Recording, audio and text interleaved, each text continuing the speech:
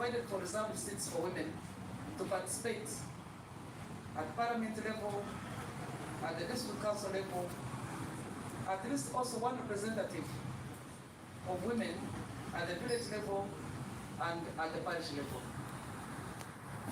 Since then, there was a growth in the number of women participating in politics from 2 in the 1964 Parliament. The 1966 Parliament had 4 ministers who were female.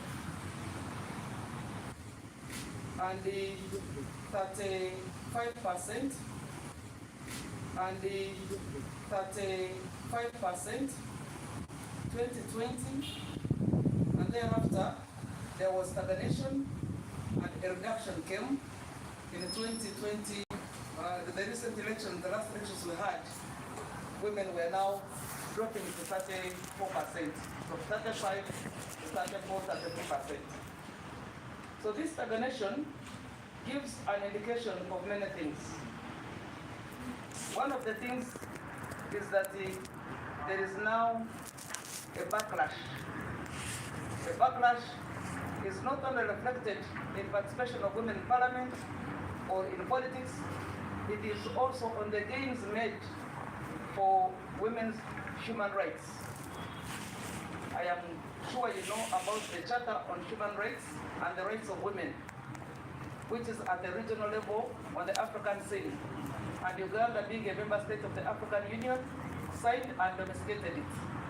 But this backlash has now given us another indication. And now went deeper to establish why the backlash. One is that where the provision indicated that women could be given a starting point of 30% and also get an opportunity to participate on the open seat. Now the creation of affirmative action gave an impression that women have their own seats and therefore the open seat is a no-go zone. This perception is one of the violences we need to address in politics. Wherever women rise to contest with men on the open seats, they are shown where they belong on that affirmative action seat, which was created to begin with a view that there would be a time when women would graduate to now be able to contest with the men in the constituencies, not necessarily clinging onto the affirmative action seat. I have heard from the media and from many people in the constituencies discuss why some women have clung onto the women's seats and why don't they go and protest. After contesting so many times, they still go back to that seat. It is because the perception of the community has given an indication that they only have their own reserved seat and therefore they cannot contest on the open seat. Several women have tried because the provision of the constitution does not deter them. But what they face on ground is what faces them. To a level that right now we have presidential campaigns and not any woman has shown up. It is not that they are not interested, it is not that they have no capacity, it is because the ground appears hostile. This table here indicates how many women have been able to contest on the open seat. In 1989, only 2% were able. That is 9 out of 280 members of parliament. In 1994, only 3%, only 8 were able to manage to go through the open seats out of 285. 1996, and was saying she has a big behind. Why did she expose that? But where would she have left it? If you are fleshy, would you leave the part of your flesh home? You express yourself in whichever way you can.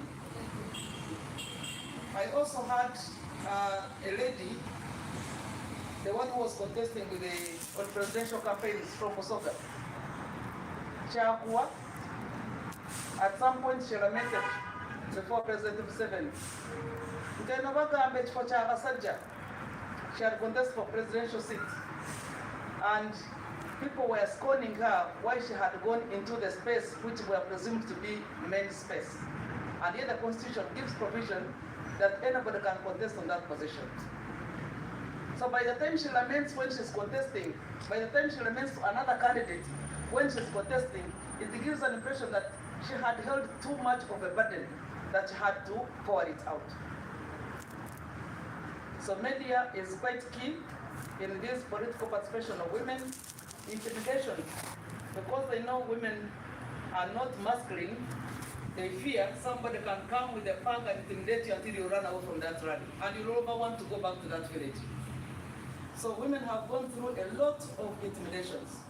The other deterring factor is the constituency of women. The geographical constituency of women, say for parliament, is twice or 3-4 times bigger than the other area where men contest. A constituency already presumed thinking that it is no space for women. So even when they contest in their space, the situation is that the geographical area is too big. So sometimes women have to do too much to be twice as good, to be able to be quantified half, to be match with men. So with this, and realizing that they are quite abusive, age is also another factor. And even the way you look. If you are not at contest with a young girl, and yet you're a mature woman, and this girl is looking so nice, it will not matter whether she has the substance or facts or is capable of delivering a service, which is really the core mandate and requirement against which people should be able to identify a leader. That girl will trounce you. And if she has some financial muscle, then there will be a problem. So this have been happening to women, even women in art and music. At 50, somebody will think, why should you go on the stage to sing? And yet you have the voice, you have the talent. But it becomes difficult because people think that you are too old for the job. I was seeing it even recently in our primaries. The other thing is the voting methods.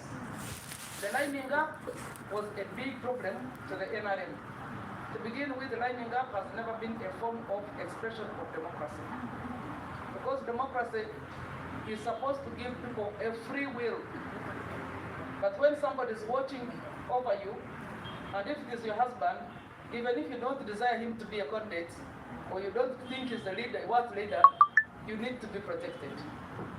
The other issue, the multi-party politics did not give provision on which each party should really benchmark or provide for women's participation.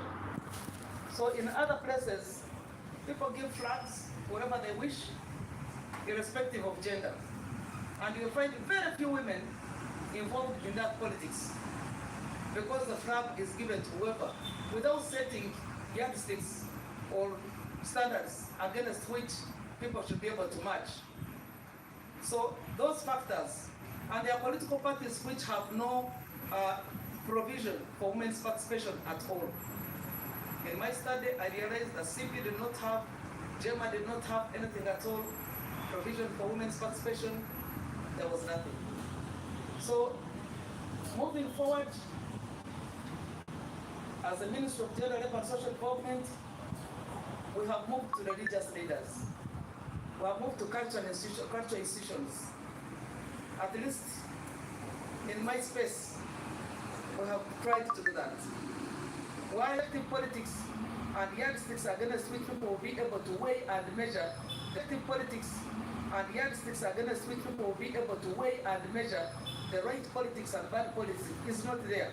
If the media fraternity do not take up their space to guide people, the yardsticks, the measures, the reasons as to why people should vote for leaders who are really sensible, serious, articulate, and able to deliver with the capacity to deliver service.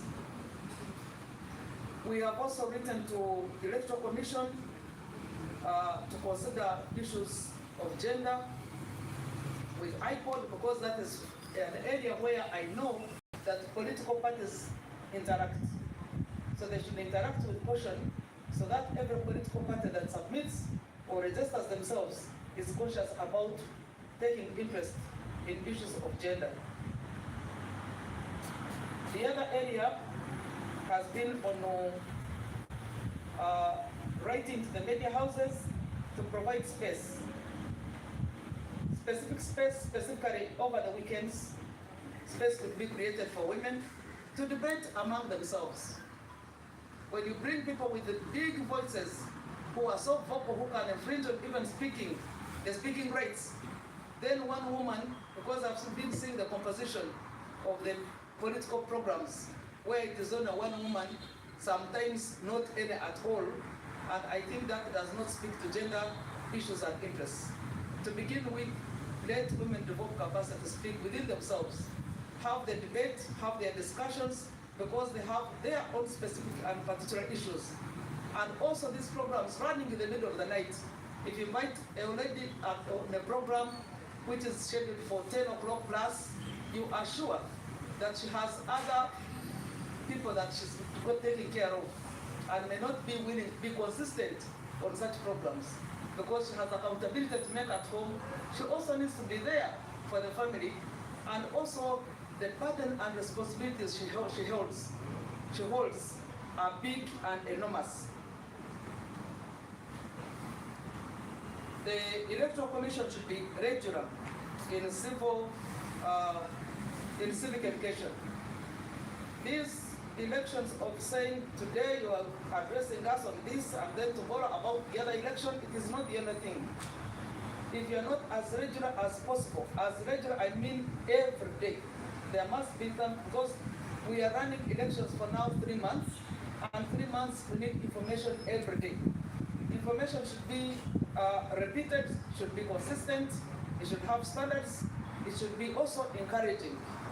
Because women's participation in politics is a recent thing. To deter the tradition that people were born with does not take just a day. So we have had elections now about 7 times with women's participation. We are now seeing a rush back. It gives an indication that there's something that is not yet done that we need to do better.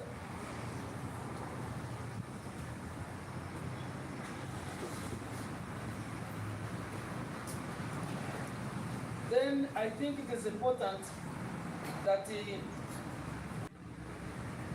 on many occasions we bump into these things when we're already mature. And sometimes it is important to have brazen with such a character. When you go to analyze, you'll find many of the people who are participating in politics were those who started with LC1, were those who could have been leaders at the school age level.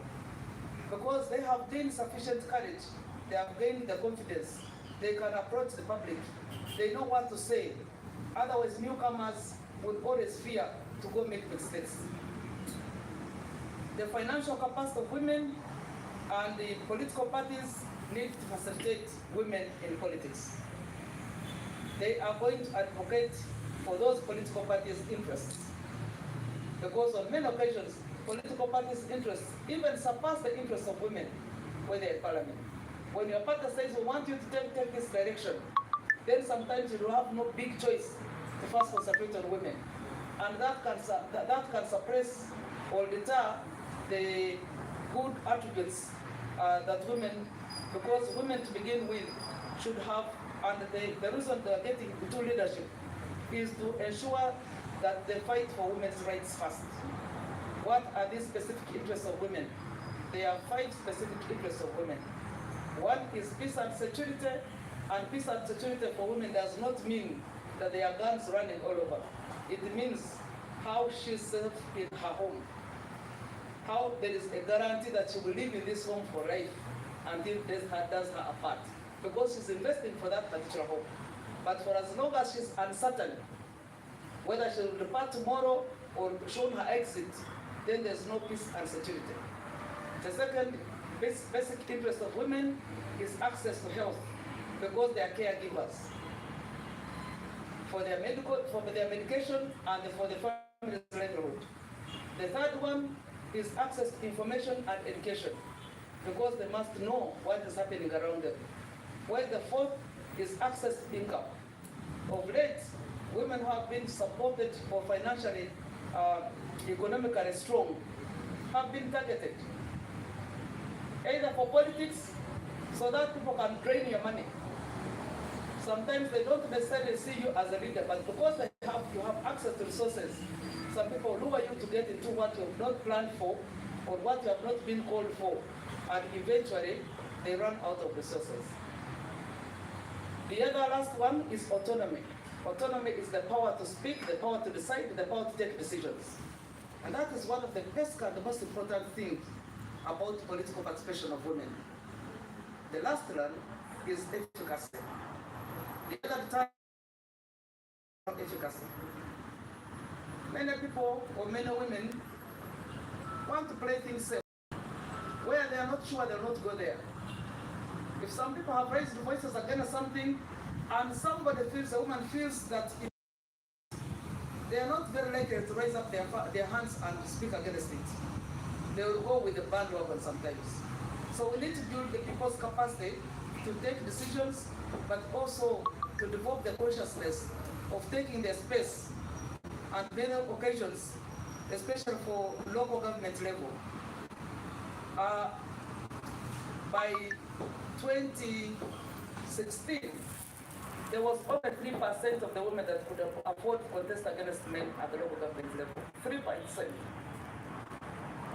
It means that we have to improve on the affirmative action.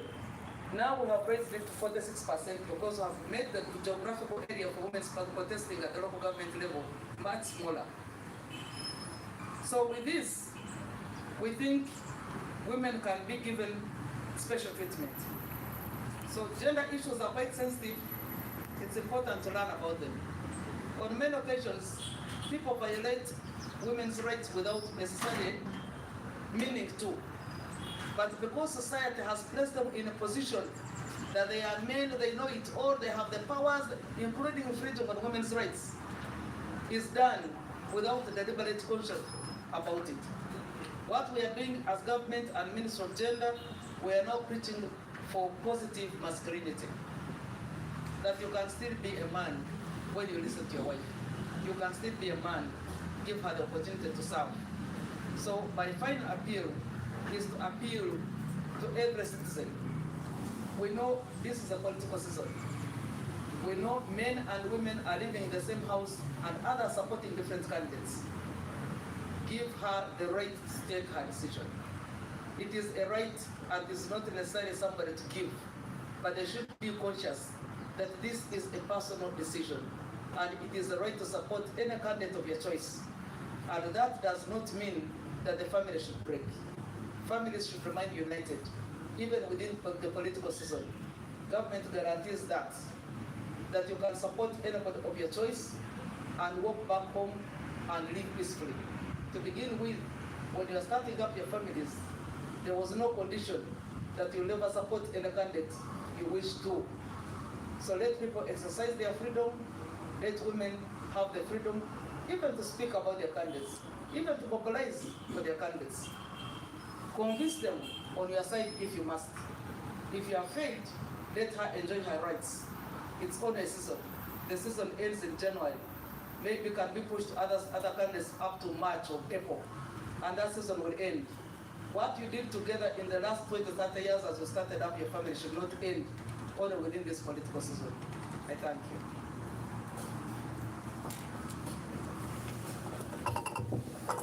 Thank you, Honorable. We have any questions?